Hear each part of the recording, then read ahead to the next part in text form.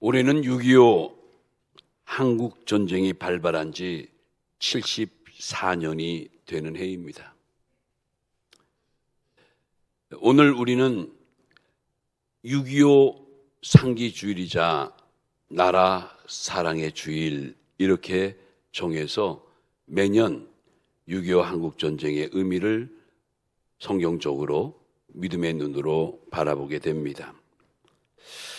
이 6.25가 74년이 지난 지금 우리 대한민국은 어떻게 보면 크게 두 세대로 갈라져 있습니다. 이름하여 6.25를 경험한 전쟁 세대와 경험하지 못한 전후 세대, 전쟁과 공산당의 악함을 아는 세대와 이를 전혀 모르는 세대. 그런데 이 전후 세대들의 특징이 있습니다. 이 험악한 전쟁을 겪어보지 못했기 때문에 현실을 제대로 바라보지 못한다는 점이에요. 그래서 우리 젊은 세대들은 미래만이 중요하고 미래를 꿈꾸고 살아갑니다. 지금도 적과 통일 야욕을 벌이지 않는 북한의 저 음흉한 현실을 직시하지는 못합니다.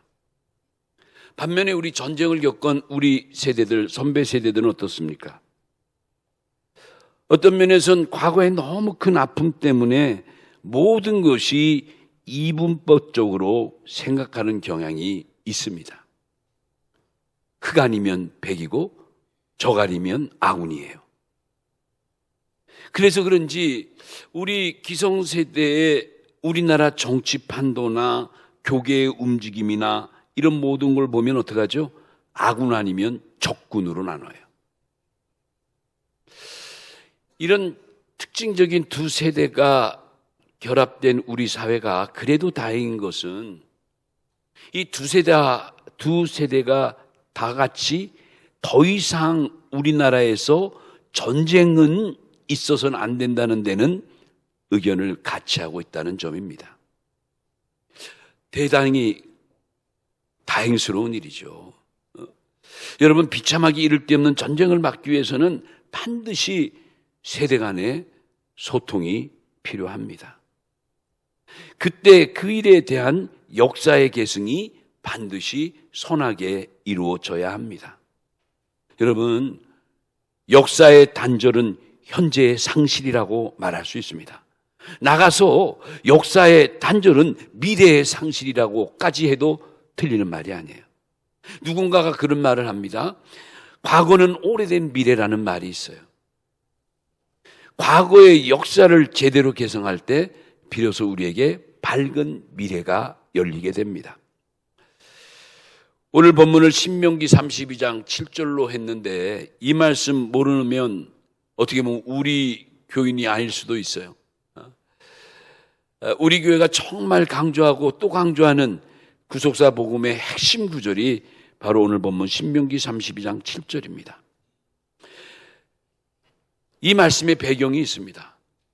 하나님의 종 모세가 40년 동안 고생하며 꿈에도 그리던 가나안 땅 목전에 왔는데 함께 출애굽한 제1세대들은 그저 불평하고 불만하고 탐심을 갖고 딴짓하다가 결국은 다 광야에서 죽어버렸어요. 이제 광야 제2세대, 이름하여 새로운 세대, 신세대들을 데리고 이제 광야를 지나서 꿈의 땅 가나안을 가야 되는데 모세가 바로 그 가나안 땅 목전에서 이 새로운 세대에게 다시금 하나님의 말씀을 강론합니다. 그래서 우리가 신명기 할 때 신명기가 다시 들려주는 말씀 이런 뜻이에요. 모세가 1세대에게 했던 말씀을 다시 2세대 신시대에게 전해주는 거예요. 그런데 그 말씀이 뭡니까? 오늘 본문 가운데 옛날을 기억하라, 역대의 연대를 생각하라, 내 아버지에게 물으라 말씀하고 있습니다. 여러분, 왜 모세가 이제 곧 건너갈 광야 제2시대 새로운 세대에게 이 말을 그렇게 강조한 이유가 뭘까? 어떻게 보면 신명기 전체 말씀 가운데 가장 핵심 구절이 바로 오늘 본문이에요. 왜 그랬을까? 왜 옛날을 꼭 기억하고 역대 연대를 생각하고 모든 걸 아버지께 물으라고, 그리고 어른들에게 엽주라고, 그들이 다 대답해 줄 거라고 이런 의미 있는 말을 했을까? 한번 생각해 봐요. 저는 오늘날 이 시대도 마찬가지라고 생각합니다. 전쟁 세대는 그때 그 아픔을 기억하고 이제 우리가 그런 일이 발생치 않도록 믿음을 계승하고 그 교훈을 잘 받아들여야 할 것이고, 우리 전후 세대들은 그때 그 일이 우리에게 무슨 교훈이 있는가, 무슨 의미가 있는가 잘 배워야 합니다. 그래서 우리 모두가 다 전쟁 세대나 전후 세대나 그때 그 일을 기억함으로, 생각함으로 이제 모두가 다 하나같이 우리나라 이민족을 사랑하고 다시는 전쟁이 없는 평화의 꽃을 피우는 평화의 나라로 이끌어가는 복된 역사가 있어야 될 줄로 믿습니다. 자, 오늘 나라 사랑의 달을 맞이해서 저는 크게 몇 가지 좀 정리해 볼 게 있는데, 첫째는 다시 한번 우리가 강조하는 거예요. 첫째는 6.25 전쟁은 철저히 계획된 남침이었다는 점이에요. 아멘이죠. 그냥 대충 기획된 게 아니라 너무도 철저히 은밀히 준비된 남침이었어요. 러시아의 대문호 톨스토이가 이런 말을 합니다. 전쟁은 인간이 범하는 죄악 가운데 가장 큰 죄악이다. 여러분, 이 말에 동의하십니까? 여러분, 전쟁은 정말 우리 인간이 저지른 죄 가운데 너무 가장 큰 죄악이에요. 그런데 이 가장 큰 전쟁의 죄악보다 더 큰 죄악이 있어요. 이건 뭐냐면 전쟁에 대한 책임을 지지 않는 거예요. 이 끔찍하고 잔혹한 전쟁을 일으켜 놓고도 전혀 가책을 느끼지 않는 것이 더 무서운 거예요. 여러분, 이런 놀라운, 이런 무서운 죄악이 지금도 자행되고 있잖아요. 북한은 6.25 전쟁 발발 74년이 지나도 지금까지 변함없이 줄기차게 외치는 게 뭐죠? 6.25가 북침이라는 거예요. 6.25 전쟁은 명명백백히 남침이죠. 지난 1950년 6월 25일, 그날이 마침 주일이었어요. 일요일이었어요. 새벽 4시를 기해서 선전포고도 없이 그들은 쳐들어왔어요. 겉으로는 평화 협상을 제의해 놓고 소련제 탱크를 앞세우고 강력한 무기들을 총동원해서 일제히 남으로 침략한 거예요. 우리 한국은 이때 휴일이라고 그랬잖아요.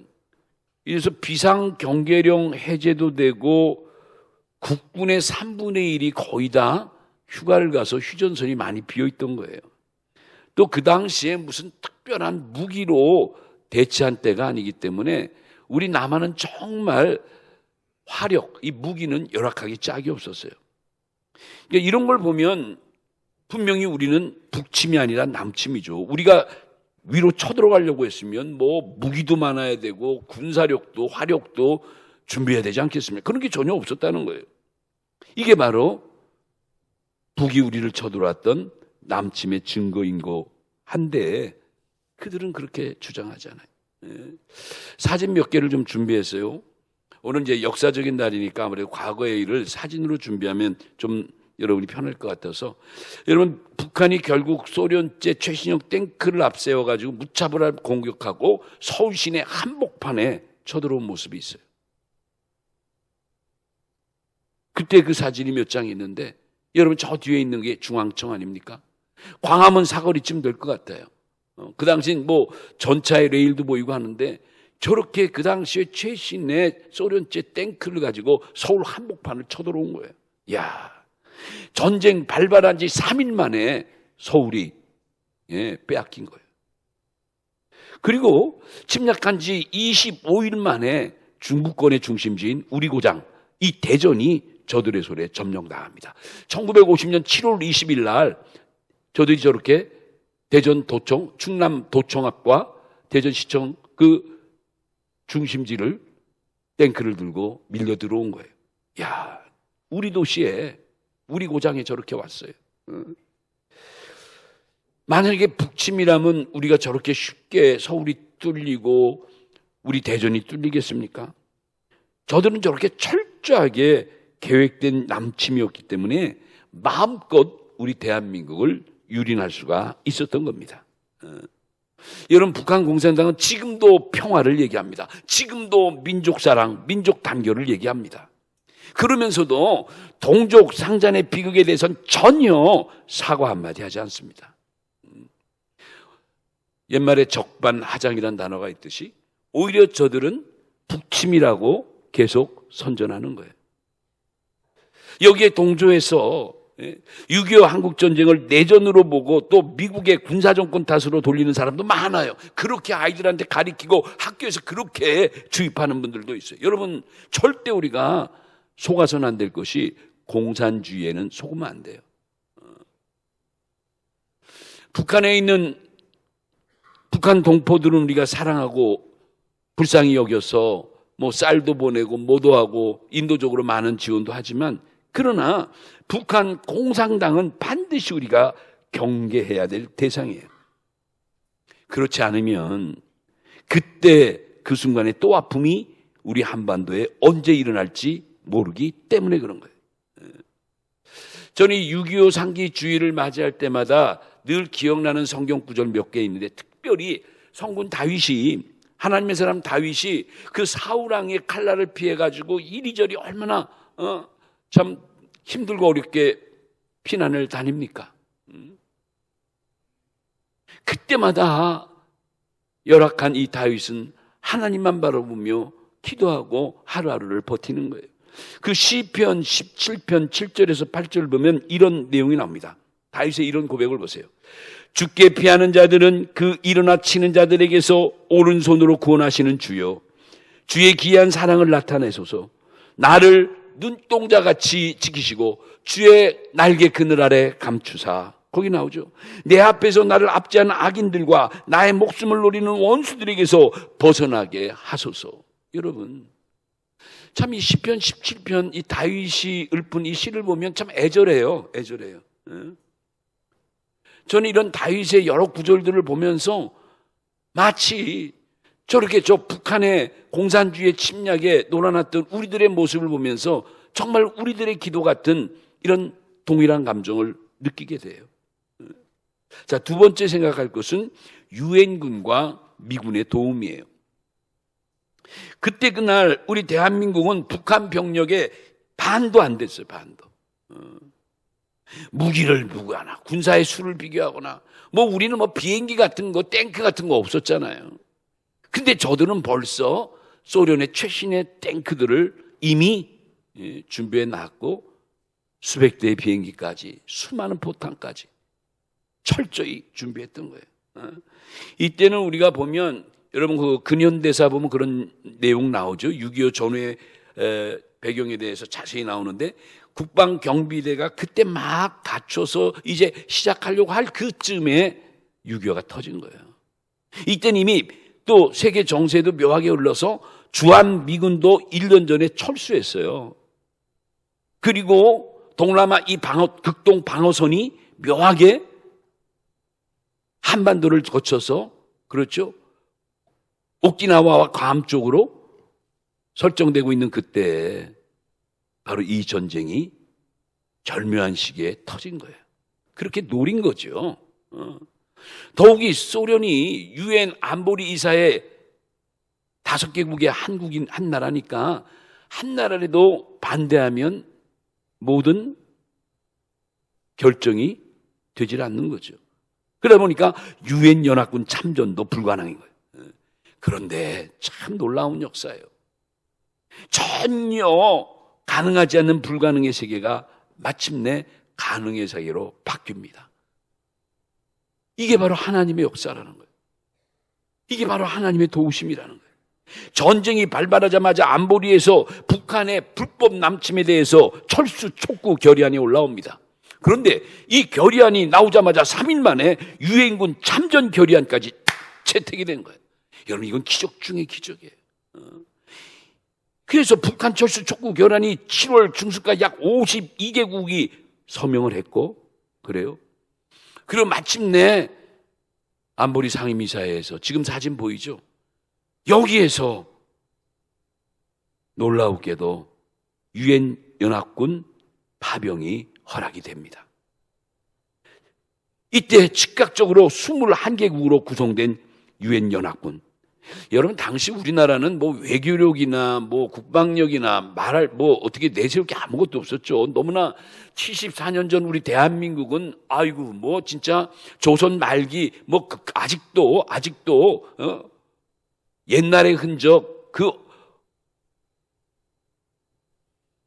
개발되지 못했던 후진국의 모습으로 변변치 못한 그때인데 무슨 외교력이 있고 뭐가 있겠어요.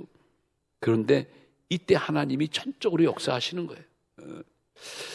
여러분, 이 유엔 연합군 중에 가장 많은 군인을 보낸 나라가 바로 미국입니다. 참전도 먼저 결의하고 또 여기에 미군이 무려 엄청난 인원을 우리에게 보여주고 물자도 보내줬어요. 그런데 이 미군이 총 6만 2,812명의 인명피해를 보게 됩니다. 이 조그만 땅덩어리 와서 그들이 왜 피를 흘리고 왜 이렇게 많이 죽어야만 합니까? 자유민주주의를 지키기 위해서. 그들은 그렇게 희생을 감수하고 우리나라를 지킨 거예요. 그리고요, 1960년까지 미국이 약 우리나라에게 21억 달러를 계속 지원합니다. 뭐 우리 젊은 세대들이 뭐 미국에 너무 우리가 뭐 굴욕적인 외교를 하느니 뭐 미국도 자기네들의 득이 있어서 우리를 도와주고 뭐 지정학적으로 우리가 요충지기 때문에 뭐 여러 가지 많은 말들 하지만 여러분, 그래도 정말 우리가 절체절명 시기에 정말 자기 나라의 아들들 수만 명의 6만 명이 넘는 사상자를 내면서 우리를 지켜줬다는 것은 가히 우리가 다시 한번 생각해야 돼요. 뿐만 아니죠. 미국만 우리가 고마워할 게 아니라 이때 참전 국가들이 정말 너무너무 고마운 거예요. 아까 얘기했죠. 21개국. 그 21개국의 그 이름을 쭉 보니까 이런 도표에 나오죠. 참전 국가들. 그들이 파병한 군인의 수가 얼마가 되고 또 어떤 나라들은 군인은 못 보내고 대신 약품이나 의료단 뭐 이런 걸로 또 지원했던 많은 나라들이 있어요. 미국, 영국, 호주, 네덜란드, 캐나다, 뉴질랜드, 뭐 여러분 태국도, 그리스도, 세계 남아공도, 아유 그런 거 보면 정말 우리가 이들 나라를 볼 때 정말 고마운 마음을 가지고 늘 잊지 말고 언젠가는 우리도 저들의 고마움에 다시 한번 보답하는 역사도 있어야 될 거예요. 우리 때는 힘들어도 우리 다음 세대는 잊지 말고 도울 수 있으면 최대로 돕고 그때의 그 은혜를 갚아야 된다는 거예요. 여러분, 전체 유엔군이 6.25 때 희생당한 게 16만 명입니다. 이름도 모르고 세상에 대한민국 극동아시아 이 조그만 나라가 어떤 나라인지 전혀 배우지도 못하고 알지도 못한 사람들인데 오로지 자유, 민주주의를 지켜주기 위해서 기꺼이 우리나라까지 온 거예요. 자유와 평화를 위해서 끝까지 나라를 지키다가 이억만리 남의 땅 여기서 사랑하는 가족들도 사랑하는 모든 나라와 민족을 뒤로하고 숨을 진 거예요.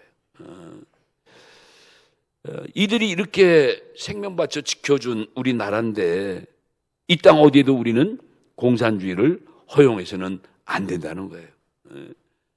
이런 면에 정말 우리나라는 하나님이 역사하셔서 우리 애국가처럼 하나님이 보호하사 우리나라 만세라고 하듯이 우리는 정말 하나님을 잘 섬기는 하나님 제일주의의 나라가 돼야 되는 거예요.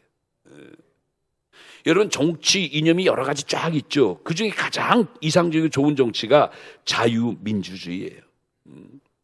우리나라는 이 6.25 전쟁을 통해서 아픔은 겪었지만 그래도 자유민주주의를 지켜내고 오늘까지 자유시장 경제체제로 굳건한 대한민국을 이뤄나가고 있어요. 얼마나 감사한 일이에요.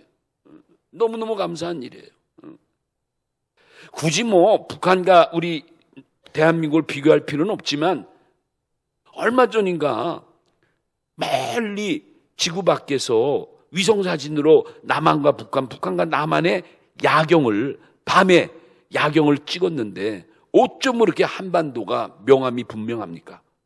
휴전선을 기점으로 북쪽은 새카맣고 깜깜한데 아래는 그냥 뭐 발광체까지 밝아요. 단 한 장의 사진이, 단 한 장의 위성사진이 오늘의 한반도의 명암을 분명하게 보여준 거예요.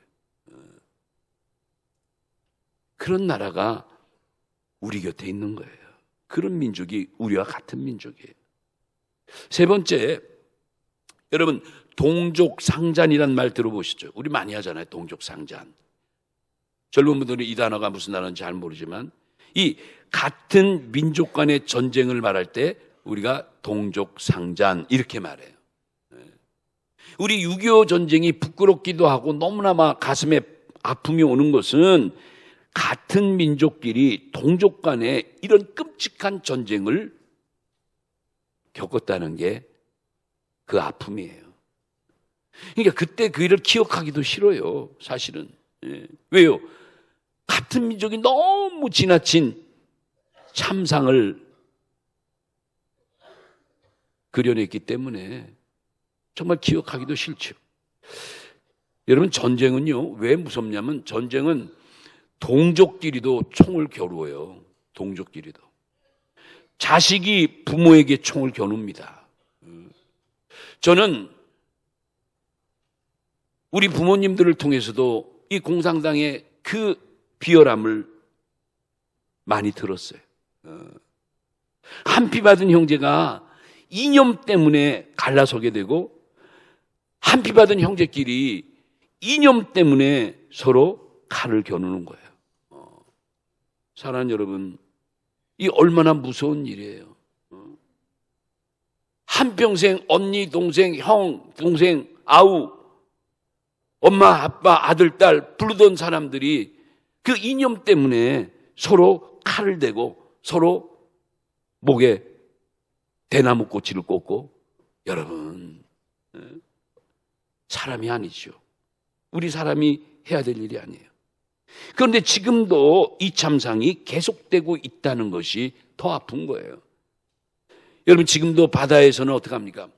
휴전선 저쪽 붙게 되는 지금도 때마다 시마다 뭐예요? 미사일을 쏴대는 거예요. 여러분 자세히 읽어보세요. 미사일을 그냥 쏜 게 아닙니다. 발사 각도나 그 떨어진 그 길이가 다시 남쪽으로 쫙 돌려버리면 대전을 겨냥한 것이고 부산을 겨냥한 것이고 그때마다 어느 특정 도시를 겨냥한 것을 각도만 달리해서 동해안으로 서해안으로 이렇게 쏴대는 거예요. 한마디는 뭐예요? 겁주는 거예요. 겁박하는 거예요.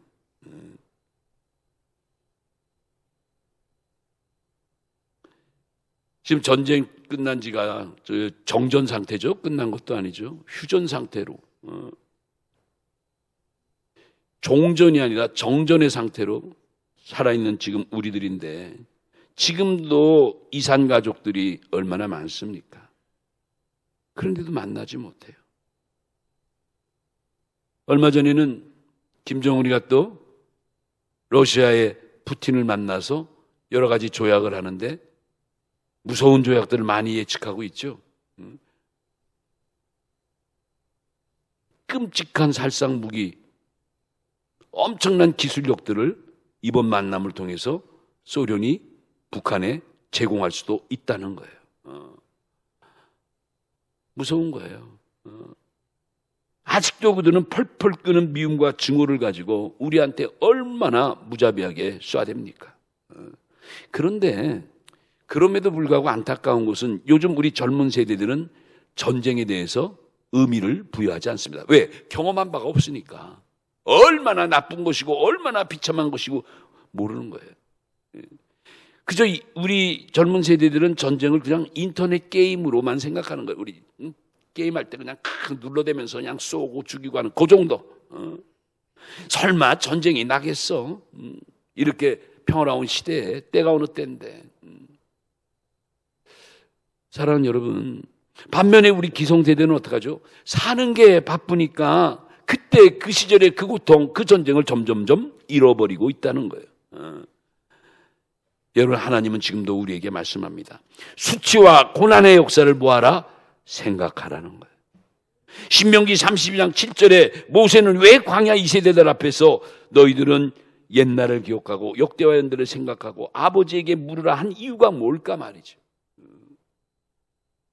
역사는 언제나 돌아올 수 있습니다. 문제는 돌아오는 역사를 내가 얼마만큼 대처하느냐가 중요한 거예요.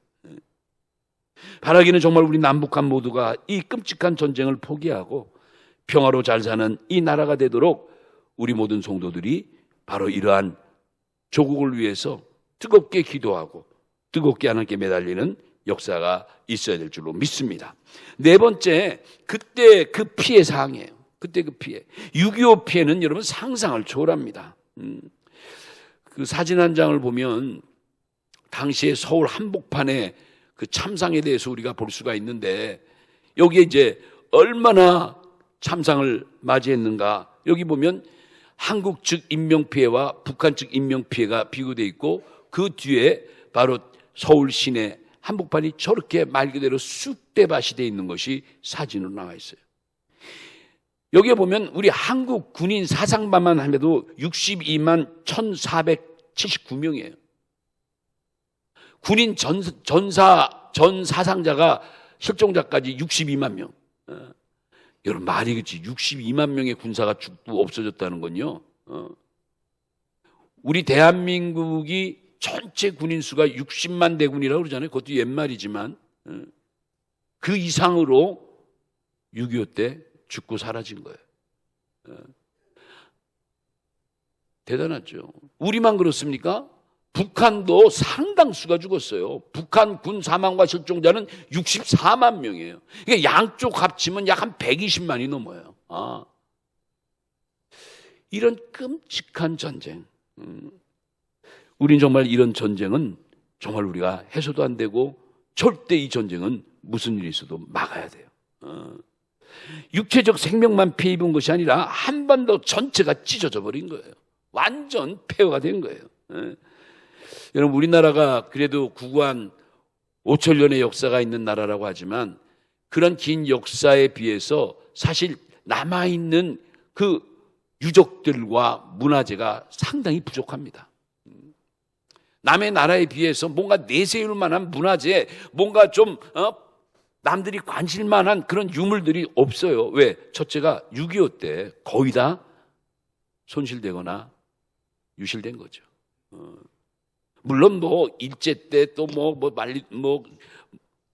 너무 좋은 많은 보물 같은 것들을 또 가지고 나가기도 했지만 가장 큰 건 이 6.25 전쟁이에요. 이 전쟁으로 우리나라의 각종 시설과 인프라가 완전히 파괴됐어요. 여러분 보세요, 저렇게. 건물 하나 제대로 없습니다. 얼마나 폭격을 많이 맞았는지. 거기다 또 왔다 갔다 뭐 일사후퇴다 했다 올라갔다 내려갔다 하느라고 한 번만 저렇게 된 게 아니라 몇 번을 저런 포탄 세례를 받고 폐허가 돼버린 거예요. 여러분, 교회도 6.25 한국전쟁에 무려 전국에 2122개 교회가 파괴됩니다. 74년 전에 우리 한국 땅에 교회가 그렇게 많지 않았잖아요. 이때 목회자가 535명이 학살을 당합니다. 여러분, 공산군이 쳐들어오면 가장 먼저 노리는 게 사상. 이념과 사상이 다른 자를 처단하는 거예요. 그중에 교회와 목사를 제거해 1순위로 놓는 거예요. 우리 교인들은, 우리 성도들과 우리 목사들은 죽으면 죽으리라 신앙을 지키니까 그들이 가장 골칫덩어리가 바로 우리 교인과 목회자들이죠. 그래요.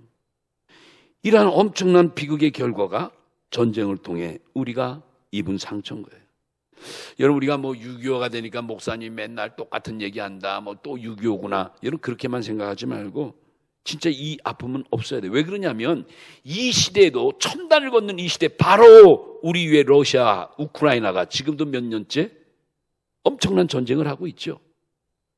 여러분 보셨어요? 어젠가 그제 외신에 이 러시아가, 우크라이나가 끝까지 저렇게 저항을 하니까 자기들이 갖고 있는 엄청난 포탄 하나를 시험하러 던졌는데 그게 무슨 포탄이라든가 톤수가 3,000톤이 넘는 진짜 엄청난 크기의 포탄을 터뜨렸을 것이라고 사진을 찍어서 군사 전략가들이 추론을 하고 있어요.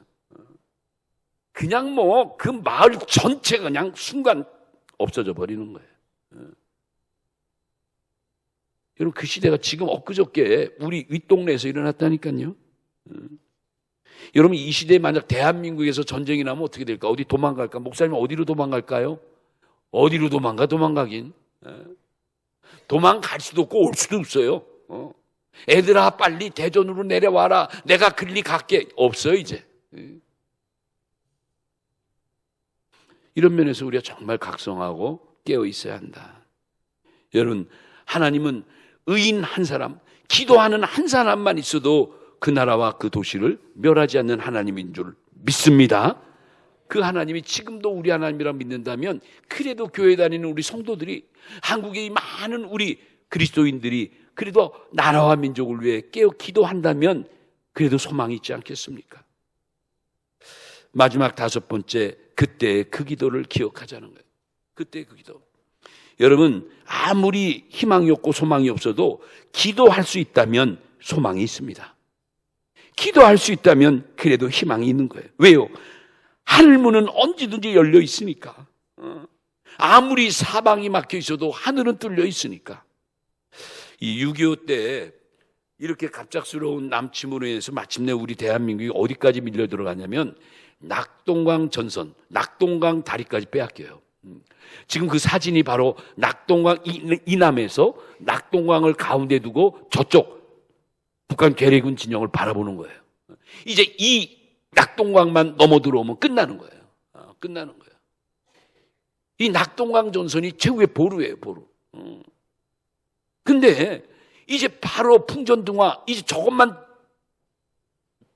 막지 못하면 끝나는 건데, 그런데 그때 연합군이 할 수 있었던 일은 뭐냐? 딱 한 가지. 그때 B-29 폭격기란 엄청나게 큰 폭격기 있죠. 여기에 무기를 잔뜩, 폭탄을 잔뜩 실어가지고 낙동강 주변에 있는 북한 괴뢰 진영 전체와 탱크나 모든 무기를 박살낼 수 있는 대형 폭격기를 띄울 수밖에 없는 거예요. 이게 이제 마지막 버티는 작전이에요. 반전의 작전이에요. 그런데 너무나 안타깝게도 이 작전을 펼칠 때 낙동강 주변이 엄청난 폭우와 바람과 기후가 좋지 않았던 거예요. 비행기는 안개가 끼고 너무 지나친 비가 오고 바람이 크게 불면 제대로 뜰 수가 없죠. 뜬다 하더라도 목적지를 잘 발견할 수 없기 때문에 폭격이 불가능한 거예요. 날이 그칠수기를 기다릴 수밖에 없는 거죠. 적군들은 점점 목재에 오는데 어떻게 할 수 있는 방도가 없는 거예요. 이때 이승만 박사가 당시에 전국에서 부산으로 피난을 많이 왔죠. 뭐 부산 전체가 무슨 뭐 달동네 전 꼭대기까지 전부 피난으로 꽉 찬 거예요. 이때 전국에서 피나온 목사님과 장로님들에게 호소문을 보낸 거예요. 여기서 당할 수는 없다.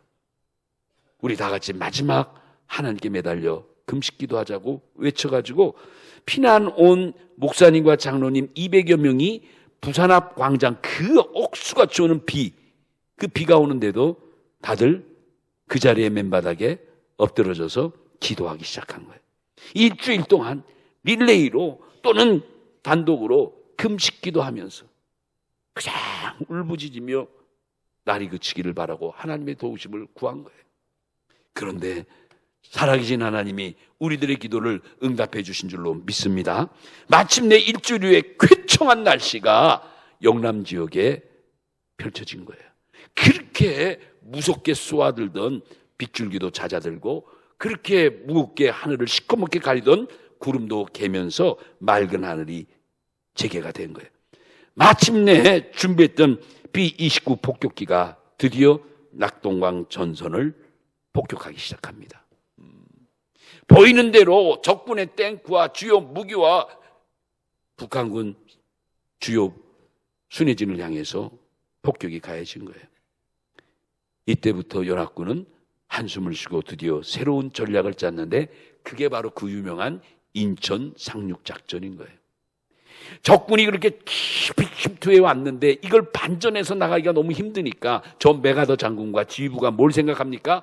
대한민국의 중간에 있는 인천에 상륙해가지고 그 가운데로 한반도를 거쳐서 포진해버리면 가운데에 있는 인천 아래에서부터 낙동강까지 걸쳐 있는 모든 북계군의 공급망을 차단하고, 그렇죠? 양쪽으로 공격할 수 있는 양면 공격 작전을 개시한 거예요. 그런데 저 인천 상륙 작전이 성공한 거예요. 예. 저 작전도 굉장히 어려운 작전이었다고 그래요. 워낙 서해안이 또 간만의 차가 크고 또 월미도 그 근처 엄청난 여러 가지 많은 방해 요인이 있었는데 하나님이 도와주신 거예요. 그리고 마침내 인천 상륙작전이 성공되므로 9월 28일 날 꿈에도 그리던 서울을 다시 수복하게 됩니다. 저 장면입니다. 조금 전에 저 앞에 엄청난 탱크들이 짓밟고 간 그 자리에 다시금 우리 군인들이 가가지고 태극기를 올리는 감격스러운 장면이 바로 저거예요. 여러분, 성도들의 기도의 힘이 바로 이 전쟁을 역전시켜 놓은 줄로 믿습니다. 기도의 힘이에요. 기도의 힘이에요. 기도의 힘이에요. 뭐 매해 6월달 6.25를 맞이하고 또 그 상기주의를 맞이하지만 그렇게 무슨 뭐 연례적인 행사로만 생각할 게 아니라 그래도 우리나라와 민족을 다시 한번 깊이 있게 생각하고 하나님께 두 손 들고 간절히 나라와 민족을 위해서, 더욱이 요즘처럼 특히 우리나라가 얼마나 지금 표류합니까? 정치를 보면 정말 걱정이 너무너무 되는 거예요. 뿐만 아니죠. 또 교계를 보면 어떻습니까? 이건 뭐 6.25 전쟁 이상으로 이건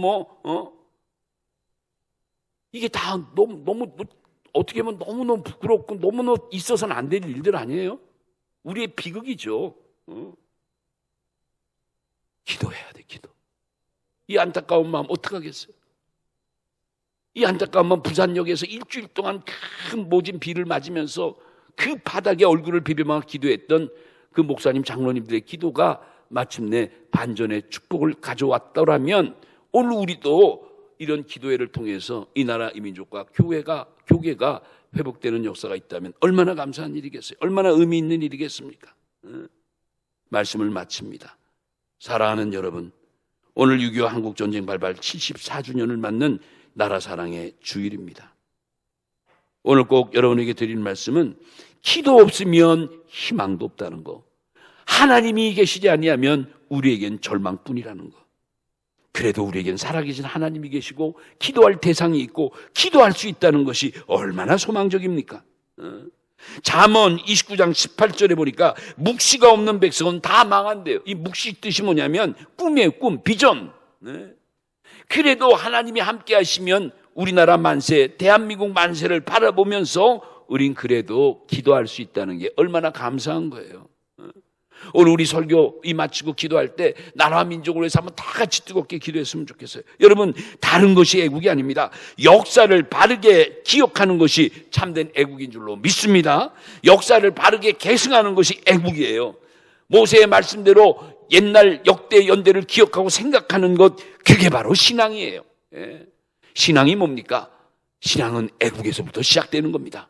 사도 바울도 그렇게 모진 선교 여행을 다니면서도 그 일성이 뭐였어요? 자기 민족, 유대 민족의 복음화를 위해서 사도 바울은 끝까지 나라 민족을 사랑하는 마음을 잃지 않았던 거예요.